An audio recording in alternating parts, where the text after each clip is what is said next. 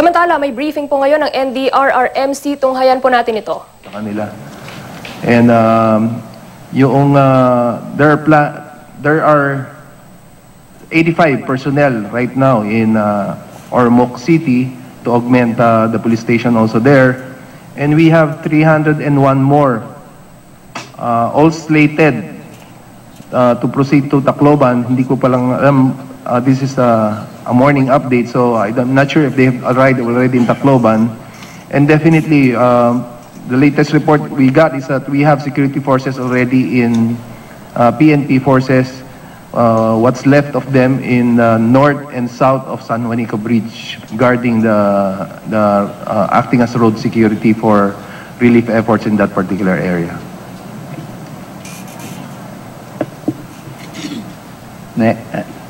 Meron pa? Ay, Makalma, PTV4, sir. Sir, how many po ba talaga ang figures natin in terms of security from PNP and AFP, sir?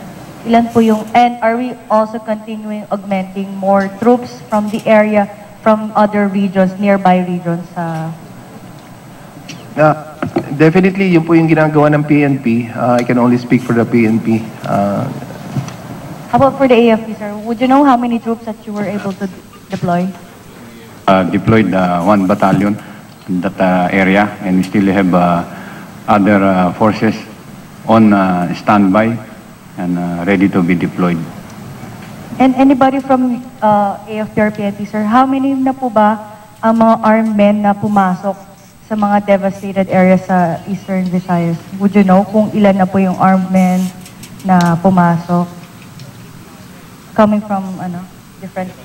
We have been receiving reports that the New People's Army have been invading villages and ambushing relief goods.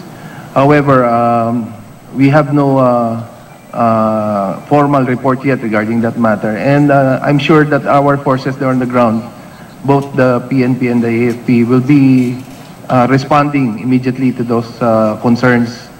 And hopefully we'll be able... Ating nga po ang briefing na nagaganap ngayon sa NDRRMC kung saan pinag-uusapan ngayon ilang kaganapan kaugnay nga sa mga nasalanta ng bagyong Yolanda.